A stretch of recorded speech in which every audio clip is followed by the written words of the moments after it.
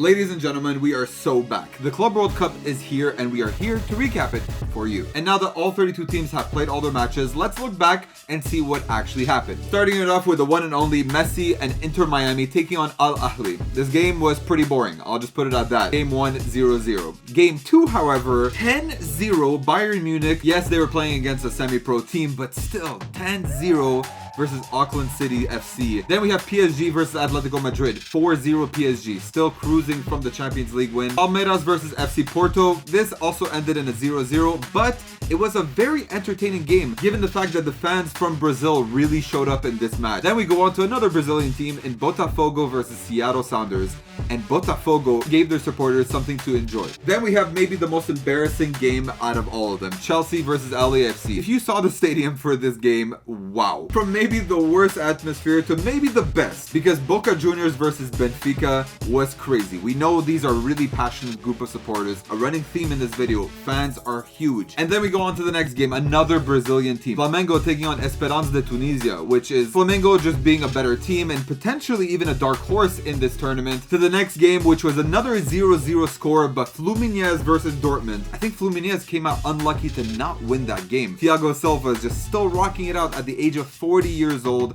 You have to show some respect. River Plate versus Urawa Red Diamonds. This was a very entertaining game, and especially for River Plate, who were pretty much dominating the entire game. Mamelodi Sundowns FC versus Ulsan HD. Now, Mamelodi did end up getting the win, but I think the highlight of this game is again attendance. The African fan base did show up, and about 3,200 of them were having a party in the stadium. We go on to Monterrey. Sergio Ramos coming in with a header, being the first player to score in the old Club World Cup and the new Club World Cup, but Inter Milan, I think they do need a shake-up right now. Manchester City versus Wydad. Wydad, which is a team from Morocco who actually finished third place in their own league, pretty much dominated the first half against Manchester City, but then at halftime, Haaland came on and it was a different story. Then we have Real Madrid going against Al Hilal. We got to see Xabi Alonso, we got to see Trent Alexander-Arnold, and honestly, it didn't look that great. I'm really interested to see what Al Hilal does in this tournament. They looked really good in this game, so let's see what happens. Coming up to the last two games, we have Pachuca versus Salzburg. This game was honestly underrated. Pachuca actually came out really strong, but Salzburg just dominated the second half and closed off a 2-1 win for them. And the last game of match day 1 for these teams is Juve versus Al Ain, and what can we say? 5-0 for Juve. Honestly,